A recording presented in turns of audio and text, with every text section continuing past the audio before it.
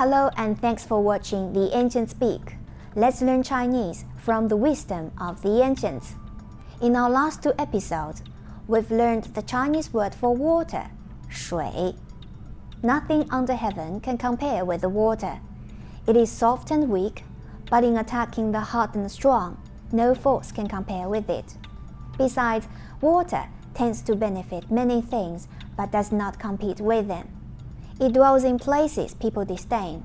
However, as it seeks the humble valleys and then flows to the rivers and seas, it actually ends up becoming the mighty ocean, the leader of all the streams.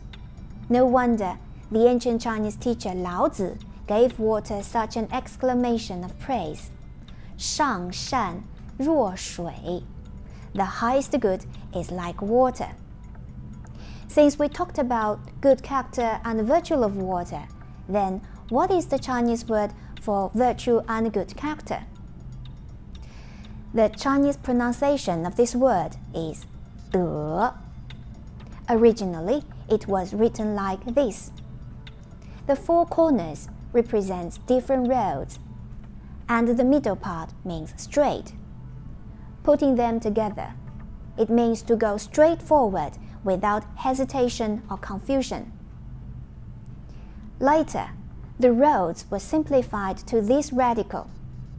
In addition, the Chinese word for heart was added, along with the horizontal stroke, which is the Chinese word for number one. Putting them together, we get the Chinese word 德, which reminds us of a person walking straight ahead along the road wholeheartedly without hesitation. And the basic meaning of this word 德 is virtue or integrity. The ancient Chinese teacher Menshe says, 以德服人. 以德服人. 以 by means of. 德 virtue, integrity. 服 to convince or to be convinced. 人 man, people. This four-word Chinese idiom is saying, to convince others by your integrity. Through this expression, teacher Menshe is implying that when one dominates others by force, they do not submit to him sincerely, but do so because they are not powerful enough to resist. Yet, when they are convinced of one's goodwill and integrity, they are more easily persuaded to willingly submit. Former US President Dwight Eisenhower also said, "The supreme quality for a leader is unquestionably integrity." Then, what is integrity? C.S. Lewis, the author of the Chronicles of Narnia, said, "Integrity is doing the right thing, even when no one is watching." Around 1000 BC, David, son of Jesse, became king over Israel. This recorded history was found in the Holy Bible, the book that transformed the Western culture. Yet, before David became king, he went through many very long and perplexing trials. Being jealous of David, Saul, the former king of Israel, kept persecuting David for many years. In fact, David had two opportunities to kill King Saul in secret, but he refused to do so.